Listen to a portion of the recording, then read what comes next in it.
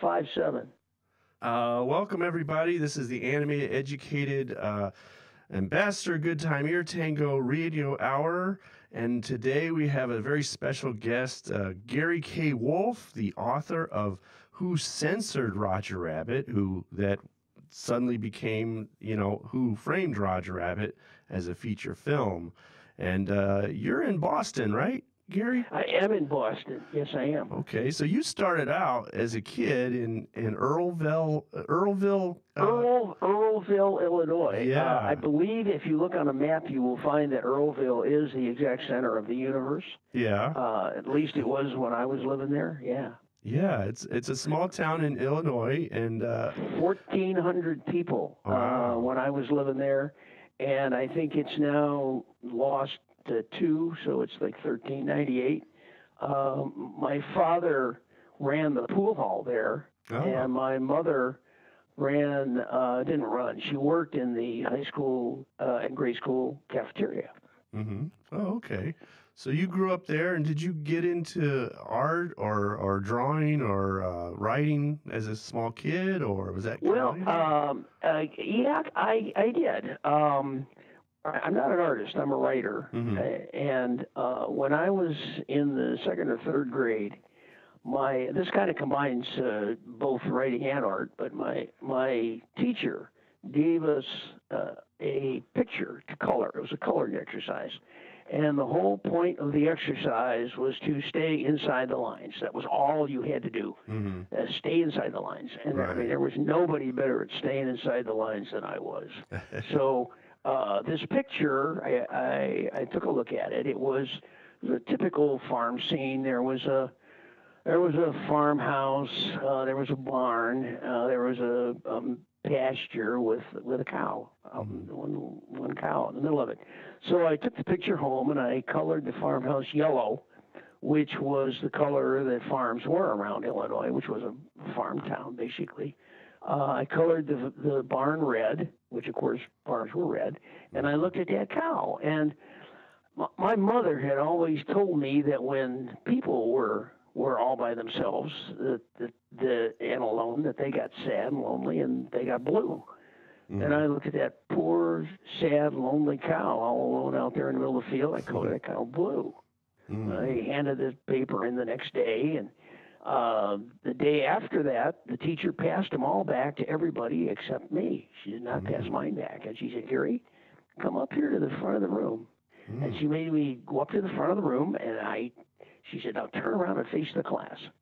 And I did, and she held my picture up over my head, and I'm thinking to myself, oh, man, I stayed inside the lines better than anybody. Yeah, right. You know? And my teacher said to me, she said, class, look at this stupid picture. Ah. She said, everybody knows that cows are brown, cows are black, cows are white, cows are sometimes brown, black, and white, all three together. Never are cows blue. She called my mother, and my mother had to go to school. And the teacher told my mother, she said, I think there's something wrong with Gary. He colored a cow blue. I think maybe he needs some psychiatric help. Oh, no. And so that night, my mother and my father called me into the living room, and my mother said to me, she said, Gary, why did you color that cow blue? I had to go to school. Why did you color that cow blue? And I said, Ma, it was you. You told me, people sad and lonely, they were blue. Cow, sad and lonely, I colored a cow blue.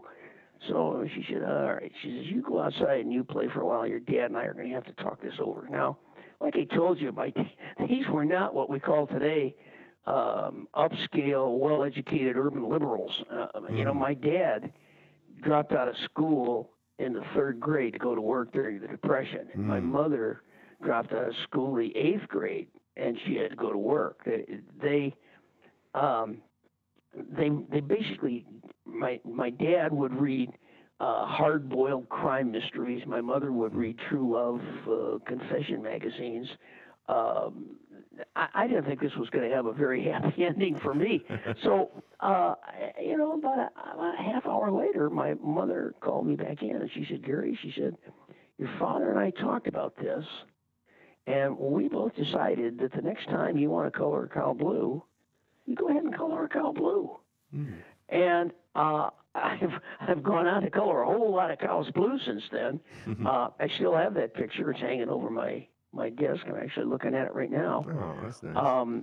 About 2-3 weeks later, that same teacher asked me to write a story about what I did on my summer vacation. Mm. And so I wrote this story about how I went into my backyard and built a rocket ship out of tin cans and went to the moon. The teacher read it and handed it back and said, "Good work." Oh, nice. So there you go. Oh, that's great. Yeah. Well, that's good. At least she could see good, something, useful there. I Yeah. hope so. Yeah, I think back then there was a lot of that. I remember as a kid, the whole coloring in the lines, and my mom's an artist, so she would be like, "Don't color in through the lines. Don't do it. Do whatever you want." Yeah. Well, But yeah, your mom and my mom would have been good buddies. yeah. So you got into writing, and you didn't just start off with Roger Rabbit. You did a few other books before then. Is that right? I did. I was a big fan of science fiction. I just loved science fiction, and I started writing short stories when I was in the Air Force. I was an air commando in the Air Force, and I was going to get out of the Air Force, and I had a year actually here in Boston, where I really didn't have a whole lot to do, and my fiancée, who is now my wife, I used to write poems to her, and it was really pretty much doggerel. I mean, roses are red, violets are blue kind of stuff, as I recall. It was nothing great. But she said, I enjoy reading your poems. She said, you should try writing a short story. So I wrote a short story. It was 50 pages long, and it took me a year to write that short story. I'm not a fast writer. I'm a good writer, but not a fast writer. And so I sent it off to a science fiction magazine called Worlds of Tomorrow, and didn't hear anything. So I figured that was the way the publishing industry worked. It must be in a trash can someplace. And so I started writing another short story, and by golly, a year went by, and I get a telegram. Like this is the world-shaking, most important news in the world. And I get this telegram saying, well, we would like to publish your short story, and we'll pay you $1 a page. It was 50 pages long, so I was going to make $50 on this. And, if you accept, just sign this telegram, put it in an envelope and send it back, and we'll send you your $50. And I was as happy about that as I was about any piece of writing I've sold since, because that meant that I really was an honest-to-God published author. Somebody had actually paid me real money for something I'd written. So I decided I was going to go out and buy myself an authorly wardrobe. And by that time, I'd gotten out of the service. I'd gone to grad school, and we were living in San Francisco. And this was San Francisco in the 60s, which was a kind of a wild and crazy place. So I went to Upper Grant Street, which is where the what you would call now the hippie boutiques were located, and I bought myself actually a pretty classy tweed jacket with leather sleeves like real writers wear, and a black turtleneck like all the hippie poets were wearing around Upper Grant Street, and a custom-made pair of leather pants, which I can still fit into. Although they are wide bell bottoms, and I can't wear them anytime outside of Halloween, but the whole wardrobe wound up sending me back $375. So on my first short story, I was 3 1/4 in the red, but it did look like a writer. Yeah. Oh, okay. So I put up a couple things. Something called Killer Bowl. Killer Bowl, my first novel. Was that the first one? Okay. That was my first novel. Yeah, I'd written a whole ton of short stories, which you can find in my collection of short stories called The Road to Toontown. If you go on Amazon, you can find it there, or go to my website, www.garywolf.com. You can get it there. All my early short stories are collected in that book. And I had written a ton of them, and I realized that instead of writing 12 short stories, I could write one novel for the same amount of time, and probably make a whole lot more money and become more successful and better known as a writer. So I wrote Killer Bowl, Mm-hmm. which to this day is if you go to a science fiction conference, not a Disney conference, Right. a science fiction conference, and I go there, I am known as the guy who wrote Killer Bowl. I am not known as the guy who wrote Roger Rabbit. Oh, I'm that's known as funny. the guy who wrote Killer Bowl. Ah. Killer Bowl is probably my most famous and successful science fiction short story. I still get 20 or 30 letters every month from fans who read Killer Bowl, either for the first time or the second time, or one lucky guy for the 12th time, telling me what a great novel that is. And I'm kind of pleased that it's kind of having a resurgence now. There's some talk about making it into a movie. There's a company over in England that's going to turn it into a table game using lead figures. Oh, wow. And yeah, it's my most famous novel. Oh. I sold it to Doubleday, and Doubleday gave me a contract for a second novel, anything I wanted to write. So I wrote a novel called A Generation Removed, sent that to them. They published it, gave me a contract for a third novel, anything I wanted to write, they would publish. So I wrote a novel called The Resurrectionist, which they did publish, and which is also having a resurgence now. There's talk about making that into a movie and a TV series and a holographic interactive video game. Oh, wow. So they gave me a contract for a fourth novel. And for the fourth novel, I decided I wanted to really push the envelope and do something that nobody had ever done before. Mm-hmm. And I wanted to incorporate the three real loves of my life, which were comic books, cartoons, and noir mysteries. And I got the love of comic books because, my mother, again, wise woman that she was, told me that if I wanted to get out of Earlville and did not want to wind up living there for the rest of my life and running my dad's pool hall, the one thing I could do to make that happen was to read. I should just read, and that will get you out of here. Wow. And, wise woman that she was, she never put any restrictions on what I could or should read. So, what I read, I read what kids read. I read comic books. And I used to go to the local theater every day. I went because it was only like 14 cents to go, and I would go every day and watch the cartoons. And then my dad, as I said, read what they call true crime mysteries, and they I don't know if there's an equivalent today, but they were magazines that showed real crime scenes in graphic detail with pictures. So you saw dead bodies, and you saw, people who had been killed by machine guns in warehouses in Cicero, Illinois. And but I read those, and luckily I found the kind of fictional equivalent, which were noir mysteries, Philip Marlowe and Dashiell Hammett, Mike Hammer, Mickey Spillane.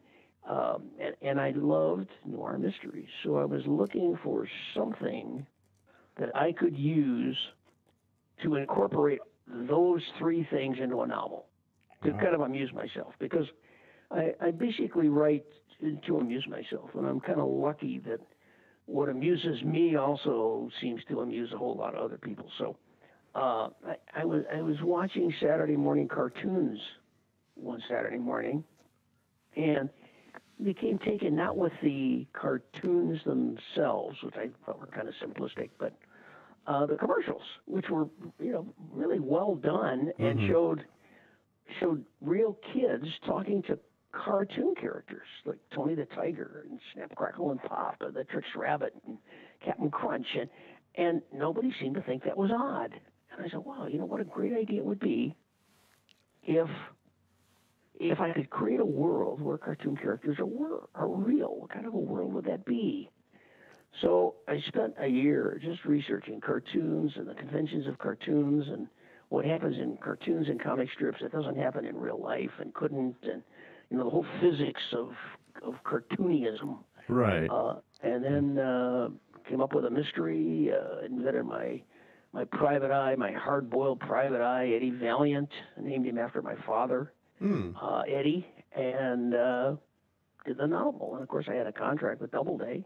They were gonna print it, whatever I wrote. So I sent it to Doubleday, and they rejected it. Oh, really?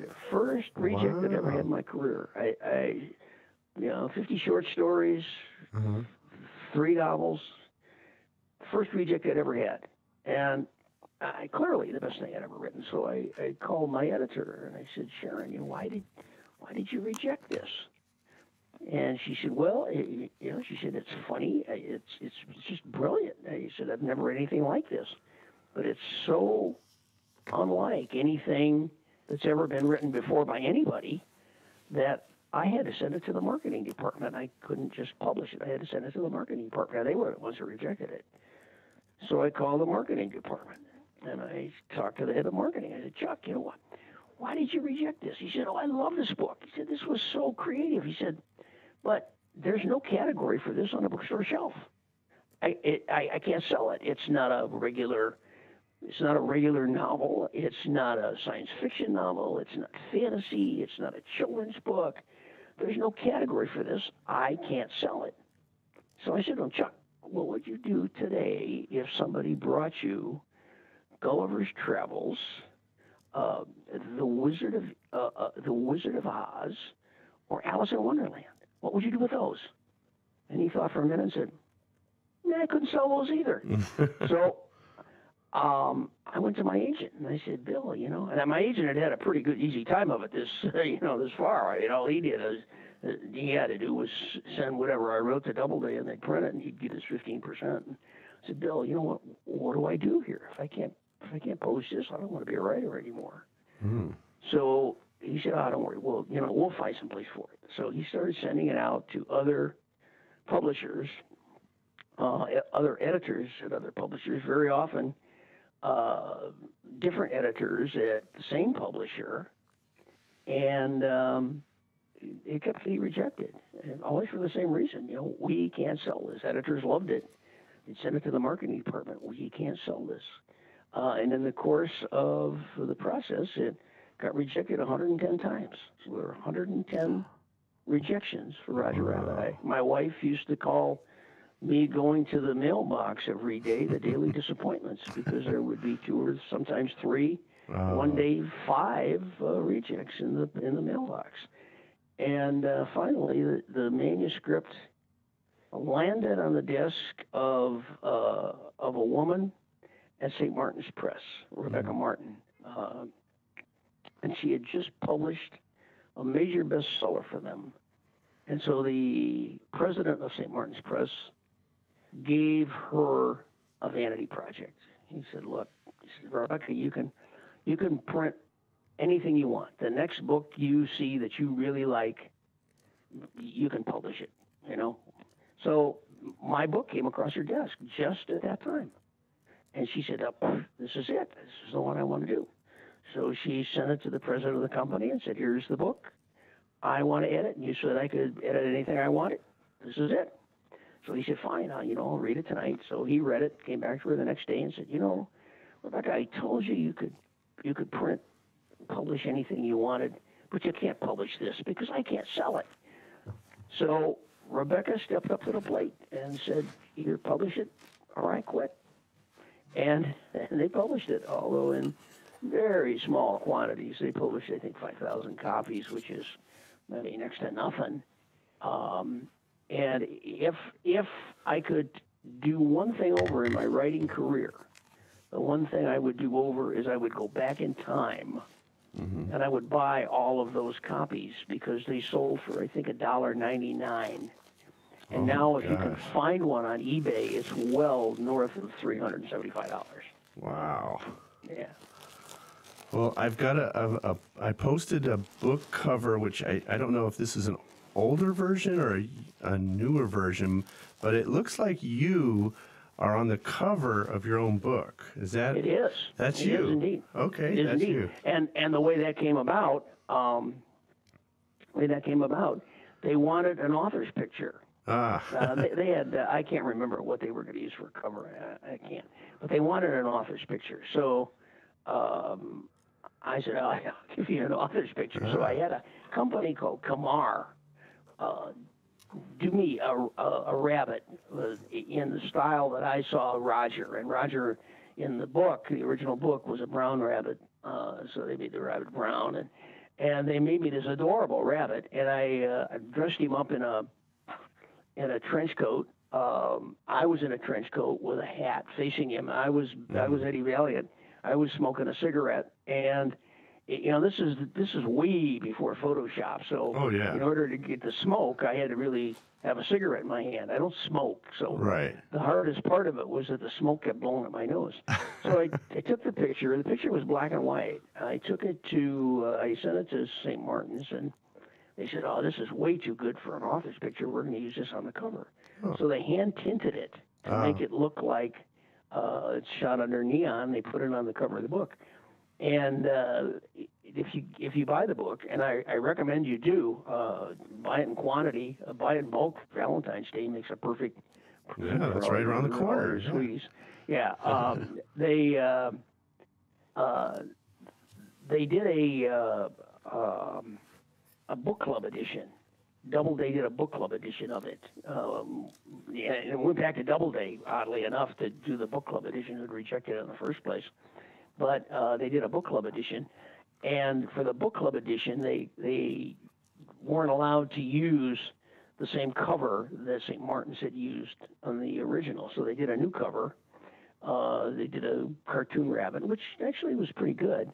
But they also did an artwork rendering of the detective, Eddie Valiant. And he looks a little like Robert Stack from Elliot Ness. He's much more rugged, certainly than I am, and craggily handsome.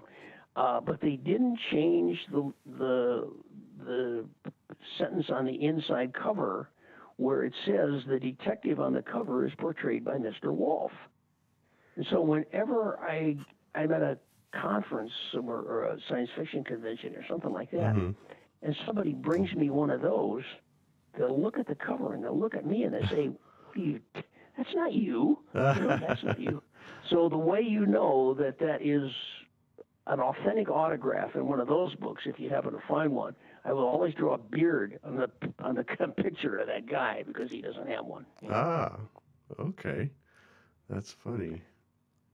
You know, they for a book that got 110 rejects, got the book club edition, and then when word got out that Steven Spielberg was making it into a movie, Ballantine printed it as a paperback, and it went through 16 printings. I don't think it's in print anymore, but it went through 16 printings, sold millions of copies in paperback. And they changed the detective on the cover again. Right. And this one looks nothing like me, but, it's okay. Yeah, this is the one that I have. I put it up when I first saw your book. It's the one where it's like the L.A. City Hall's in the background, and Roger's got a word balloon. And then, I don't know, 6th or 8th edition, I don't know what edition they put it on, but they put on the famous occult classic. I love that. Yeah, that's the one that's up there now. It says, that makes me the cult classicist. Yes. Yeah. When I've read this book, I'm trying to remember if I saw the movie and then I looked for the book and then I read it and this way with most people. Yeah, and I think it's one of those things that sometimes you read a book and you go, wow, the book's so much better, or wow, the movie's so much better. But in this case, it was almost like there were two different. To me, it was like I like some of the stuff in the book. They had word balloons. Your characters were like, it was almost like treated like a comic strip where the characters would stand in front of the camera and they'd, pose, and then they'd someone would say something, and the balloon would get bigger, and and then they take the picture, and that's how comic strips. That's a pretty typical. Your response is pretty typical. The people who see the movie and read the book, the book is different than the movie. Oh, sure. Yeah. It's different. It's got a different story. Mm-hmm. They maintain the same premise, cartoon characters in a real world, and they maintain the same characters. But the book is different. And people who read the book and see the movie like them equally, but for different reasons. The movie is visual. It just lays it out there, and you see what's going on, and you don't have to use your imagination. The people who read the book tend to be imaginative. They're generally readers, so they use their imagination, and they're used to using their imagination, and that's what I was looking for when I wrote the book. I wanted people to get into their own heads and visualize what this was like. I had a lot of fun playing with word balloons. Word balloons, of course, are something that cartoon strip characters and newspaper strips and comic books do that doesn't happen in real life. So in my book, the characters speak with word balloons, and you don't listen to them so much as you read them. And if the character turns around, his word balloon turns around too, and you're then forced to either learn to read backwards, or where you have to go around and face him and front on.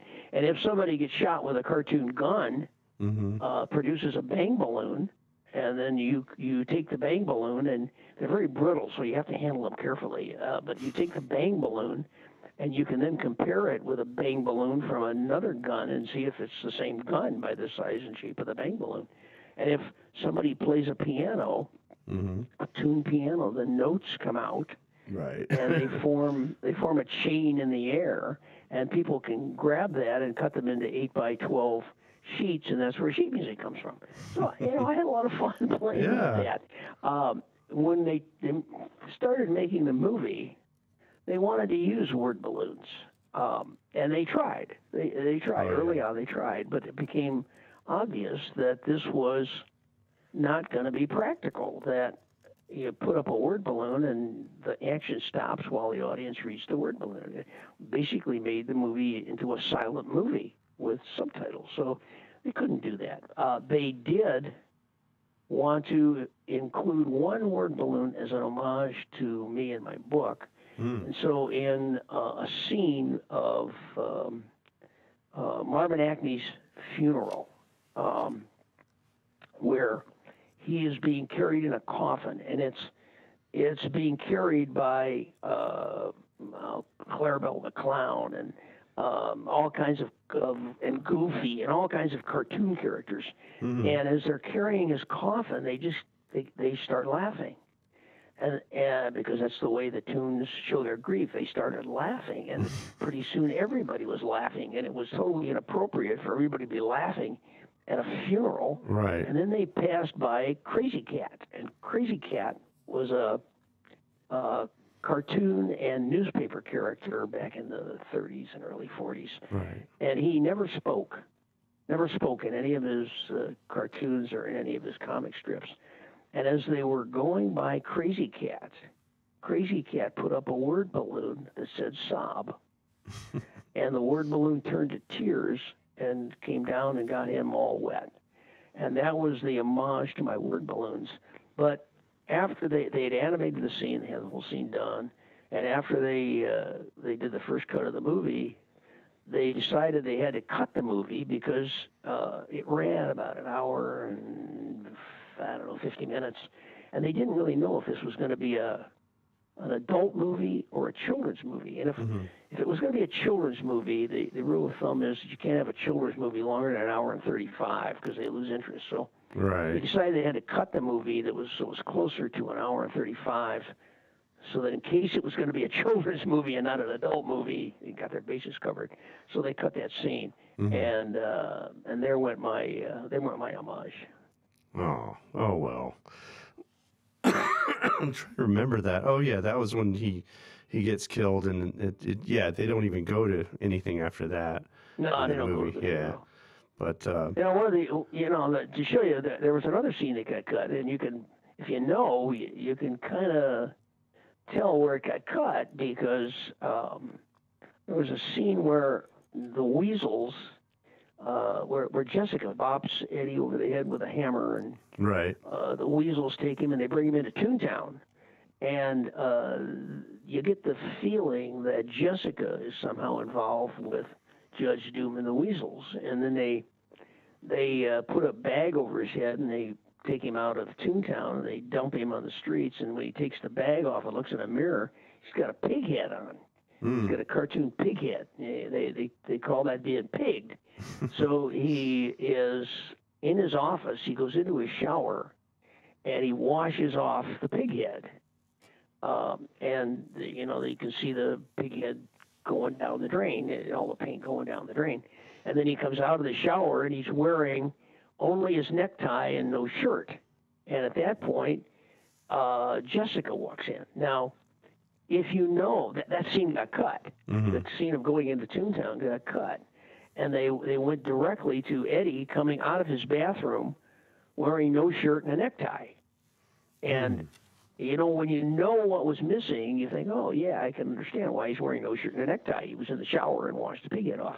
But if you don't know that, it's a little odd to come out of your bathroom wearing no shirt and a necktie. Yeah, that is a kind of an odd scene, but you're so like, that's when Jessica kind of makes her move, and I think everyone just forgets the logistics of like, why is he standing there with his shirt off and a necktie, and you just gotta forget it. Oh, that's funny. So when you wrote the story, you finally got it published, and then suddenly it became a movie. How did that happen? Magic. Yeah, Hollywood magic. One day the book I sold the book in 1980. It came out in 1981, and it takes that long for books to come out. It's a long process. It takes about a year.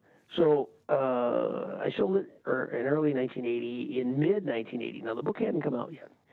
So in mid 1980, I got a call one day, and guy on the other end says, "Is this Gary K. Wolf?" I said, yeah, it is. He said, "Well, this is Roy Disney." He said, "And I'm just calling because I just read your book, Who Censored Roger Rabbit, and I'd like to know if you would be interested in having Disney turn it into a movie." And I heard this, and I said, "Yeah, right, Roy Disney calling me at home. Yeah, come on, get real. Who is this?" I figured it was one of my friends having me off here. And because they said, the book hasn't been released yet. He says, "Oh, well, it turned out that someone at the publisher, someone at St. Martin's," and I tried to find out who, because I wanted to kiss him or her full on the lips for doing this, but I never found out. Somebody sent a copy of the manuscript to Disney, saying, "Hey, I think that this would make a good movie, and Disney would be interested in it." And it made its way up to Roy Disney, who read it and said, "Yeah, this is the kind of project we want to do." Now, you got to realize at this time, early 80s, that Disney was a kind of a second-rate movie house. They were making movies like The Nutty Professor and the Black Hole and the Black Cauldron that disappeared down the Black Hole. And they were making really crap movies, and they had been offered E.T. and had turned it down. They had been offered Star Wars and had turned it down. And so they needed something that would prove that they were still a viable, top-notch movie production house capable of making blockbuster movies. And they saw this as being that.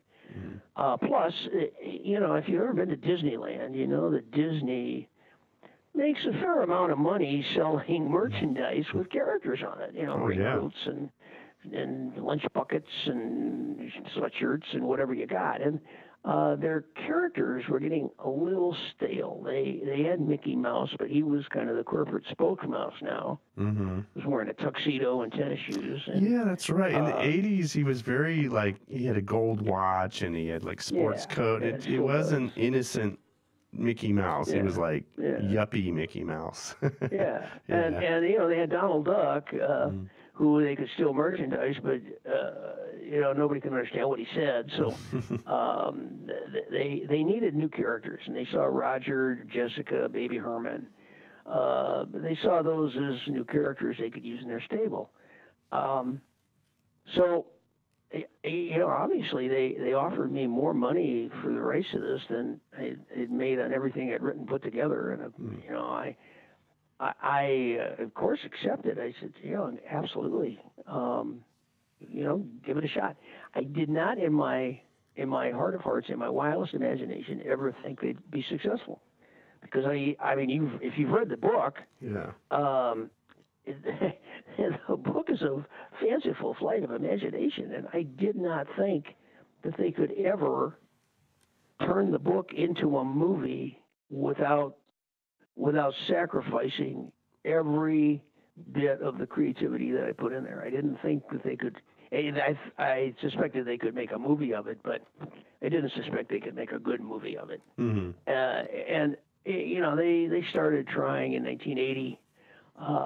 And for a while, they kind of proved me right. I mean, they just could not put it together. They just didn't have the horsepower to put it together. Right. At one point, they came to me and said, "Hey, look, we're having trouble with this whole live-action animation thing.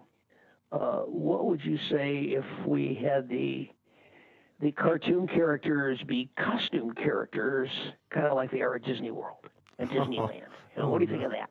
And I'm thinking to myself, God. Jesus, I'm going to wind up with Fred McMurray as Eddie Valiant, and Haley Mills as Jessica, Dean Jones as the Rabbit, and Kurt Russell as Baby Herman. I said, no, that kind of compromises the principle just a little bit. Yeah. That compromises the concept, and they agreed with that. So they went on and tried other avenues, and eventually, in the mid '80s, '85, a couple of things happened.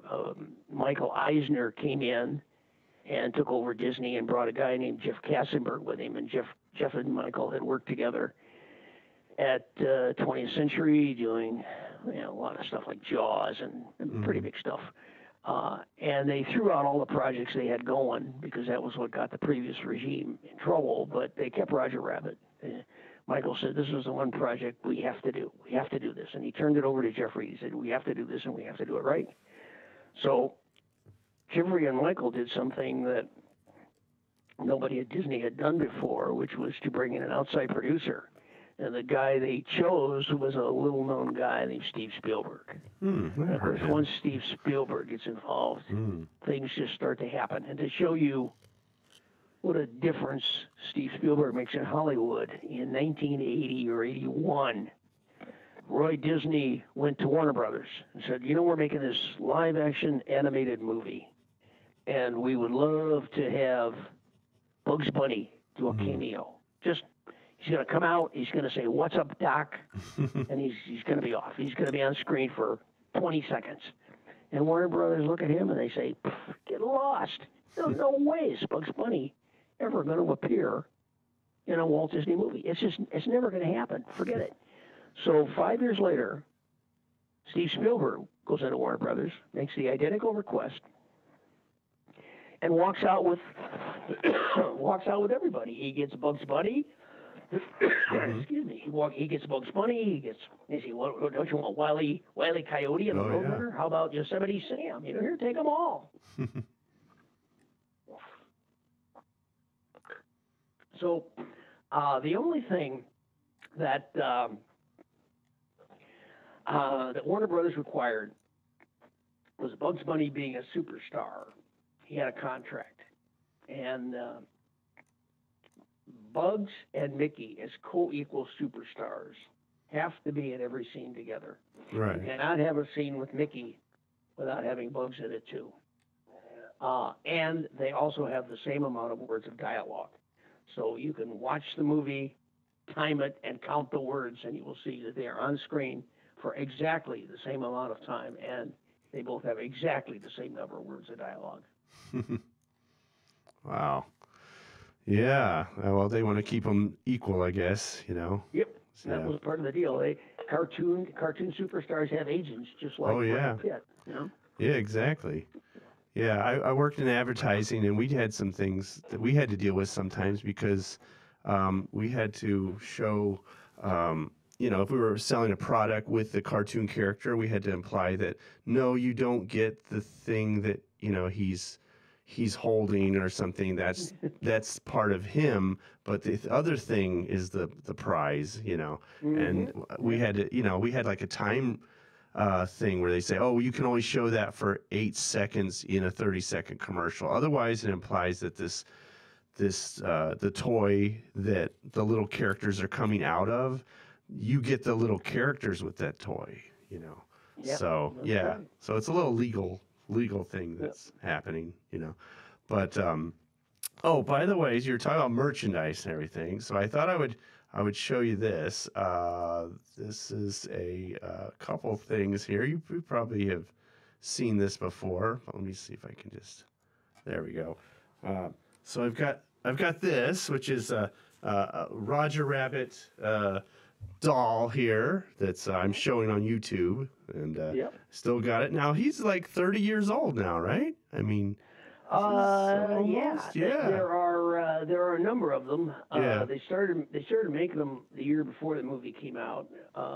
They started making them in 1987 and continued until I don't know, the 90s. They're making them through the 90s. Yeah. The really nice ones, the early ones, there's a little string on the back with a little pull a loop on it, a ring. I've got that one right here. Yeah, the only thing about this one, his eyes have gotten really kind of odd looking over the years. They kind of, I'll put him up there. He looks like he's been, he's got some cataracts. When you pull it, I don't know, pull it. Yeah. Here we go. You will hear Charlie. Still works. That's Charlie Fleischer, the voice of Roger Rabbit, and that is really his voice in the doll. Yeah. And he says, yes, he's got about 5 things that he says. Yeah. And as the thing ages, the voice stops working, but yours is working pretty good. Yeah, I haven't really. If you pull it and don't let it go by itself, kind of hold it a little bit so that it goes in slower, the voice. Yeah. Yeah, there you go. Yeah, that sounds exactly like Charlie. Yeah. That's right. Oh, he's saying the same thing. There It's you funny go. because I found a cat in a hat. Yeah, he's saying the same thing. But Makes me laugh. yeah, I actually had one which I found, which is a Dr. Seuss cat in a hat doll. It's this ratty, beat up, just not, it's like, God, this is really messed up toy, And then when I pulled the string, it said the weirdest things that I don't remember the cat in the hat ever saying. It said stuff like, "Does your mother know I'm here?" It said that. It said, I remember. Junkie in the hat. Yeah, it was very odd. It was like, I don't remember the cat in the hat ever saying this. It's like, I like to be here. It said that, and then it said something like, creepy. yeah, it was very creepy, and it says, "Let's do something funny." It I don't said, think I want that cat anywhere near me. oh, it's funny because I found it on eBay, and I just bought it because I thought, oh, that's kind of cool. I wonder what it says. It probably, whatever. But yeah, it said the creepiest things. Now the mechanism doesn't work as well, and it's like, kind of like that. So, but I did want to find out after how was it when you went to Hollywood and got to meet all these guys and see your film being made? It was pretty. What can I tell you? It was pretty Yeah. incredible. Once Steve Spielberg got involved, Bob Zemeckis, the director who had directed Back to the Future, Forrest Gump, and then of course the Disney animation department, Dick Williams, who was the lead animator, Steve Spielberg, the producer, Kathleen Turner, who was the voice of Jessica, Chris Lloyd, who was Judge Doom. Once you start hanging out with these people, and of course the incredible Bob Hoskins, who was just an amazing actor and a wonderful man. Oh yeah. When you start hanging out with those people, it just gives you a real sense of accomplishment because these people were taking something that I had written and making it into a visual medium and uh, actually improving it. I mean, they were making it better than what I had written, and I was just in awe of that. Um, I spent a lot of time at the filming. To be honest with you, filming kind of bores me because they do the same thing over and over and over again. You know, Right. you take 163, Yeah. and my threshold of boredom is very low. So I spent a little time at the filming, which was done mostly in England because Stephen likes the food there. You know, go figure. No, that's not true. They had a sound stage there. They needed a big sound stage. They needed a three-story sound stage because the video monitors were on the first floor. On the second floor were the puppeteers who were manipulating the real objects that were on the sets, which were on the third floor. So they needed a three-story soundstage, and those sound stages that large didn't exist in the United States at that time. They do now, but they didn't then. Um, so they had to do it in London. They then did a lot of the special effects filming at Skywalker Ranch. They did the sound work at Skywalker Ranch, a lot of the special effects Yeah. at ILM in California. And I enjoyed that more than the actual filming. It was more interesting to me, and I just love hanging out at the animation department, both in England where they were doing a lot of the animation, and Disney World where they were doing some, and of course at the studio out in California. Um, I just love that because I love hanging out with the animators. I love Mhm. watching them work. It was like watching a comic book get put together in like three dimensions. Mhm.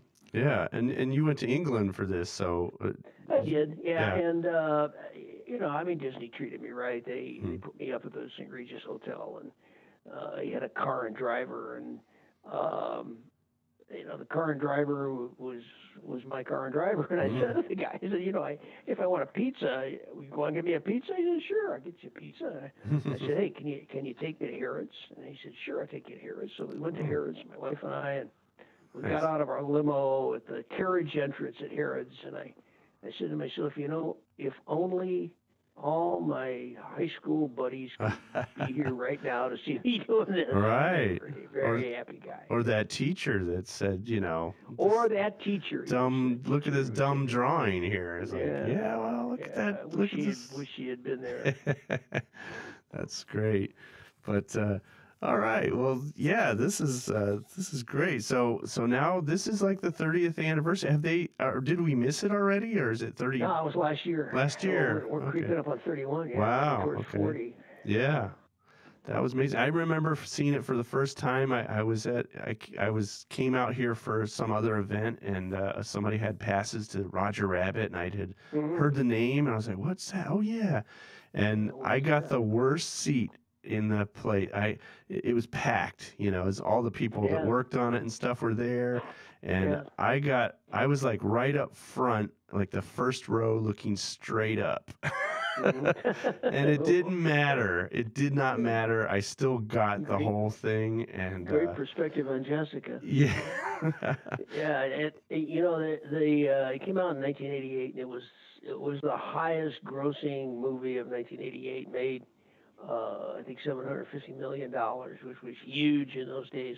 Won I think 6 Academy Awards, and I got to go to the Academy Awards ceremony where I sat close enough to share the smell of perfume.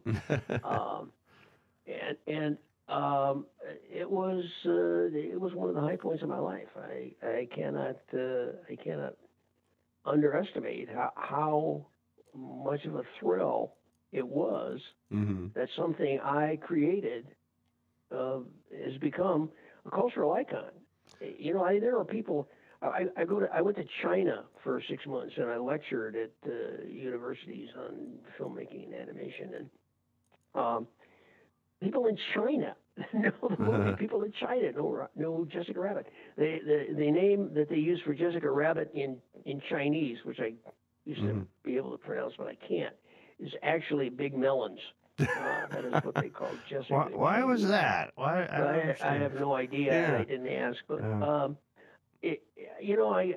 been to Russia, and I've taken taxis in Russia, and I've seen Roger Rabbit dangles hanging from the rearview mirrors of taxi cabs in Moscow, and a friend of mine went to Uzbekistan. I think this is actually a place, and got a bootleg DVD of the movie there. So it's an international icon, and it's something that I created, working from like 4 in the morning until 7 o'clock when I had to go to work, working at my kitchen table in San Mateo, California, and I am just in awe of that. Yeah.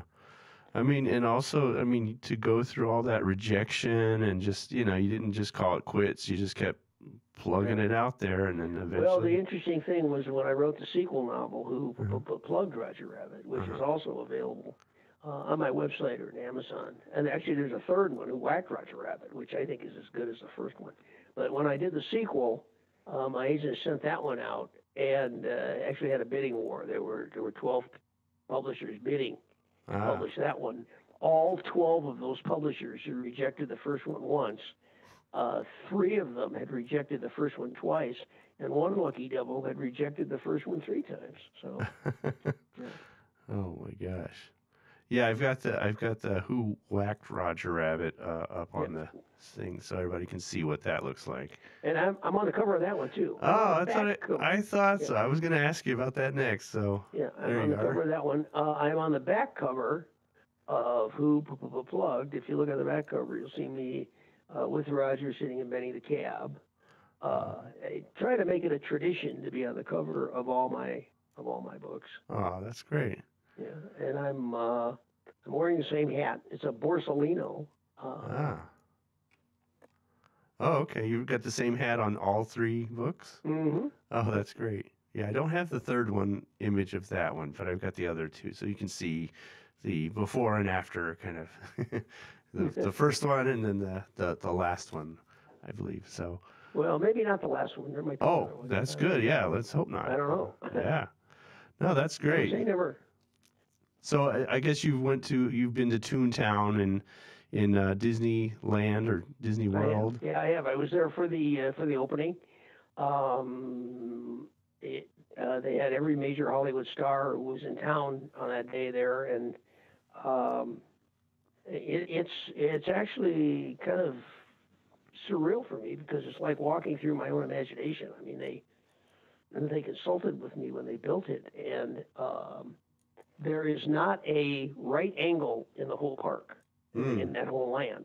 Everything is at an angle. There are no right angle corners in that whole land. Even if you look at the buildings, nothing has a right angle. And it's got all kinds of little things. Like if you step on the what do you call it? The hole in the ground. The manhole. If you step on the manhole, you can hear the weasels in the tunnels underneath plotting out how they're going to kidnap Jessica. Oh wow! And if you go into Minnie's house and look as you're leaving, you see Minnie's easy chair. And on the easy chair is a copy of Jessica's Secret, which is a kind of a Victoria's Secret catalog with Jessica on the cover. And as you're leaving, and if you turn around and look at Minnie's bookcase, you'll see a copy of my book on her bookcase. Oh, that's awesome. Well, next time I go there, I'll definitely check. I kind of got overwhelmed the first time I went there. It was like, wow, look at all the stuff. And it was nice because for little kids, they had a thing where it had the bars of a jail, and it was rubbery, so you can like pull them apart, little things like that. And a lot of gags that from cartoon, universe that actually they figured out how to make it work so no one would get hurt or anything. So That's awesome. So, well, this has been great. I'm so glad you came on here and to talk My to great pleasure. talk to this to us about your work and everything.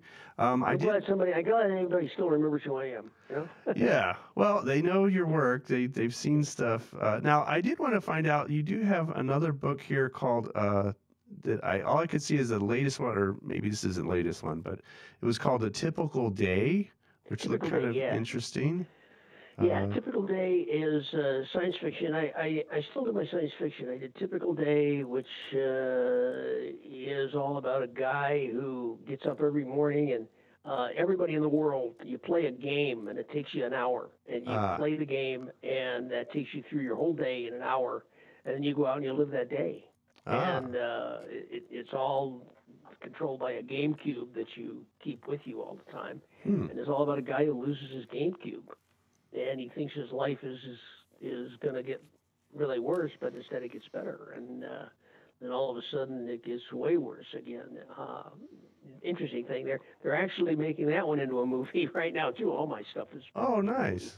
Yeah, and then there's one called The Late Great Show, which is a story about the Greek gods who have decided that they've become too irrelevant, so they move to mountaintop outside of Los Angeles, and it's all about Big Ben Bolt, who is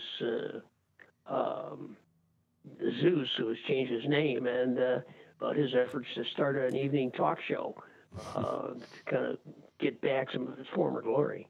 So yeah, I got all kinds of stuff going, and I'm working on one now that's so unique in its premise that it'll just even blow Roger Rabbit out of the water. Oh, okay. Well, I can't wait to see that one.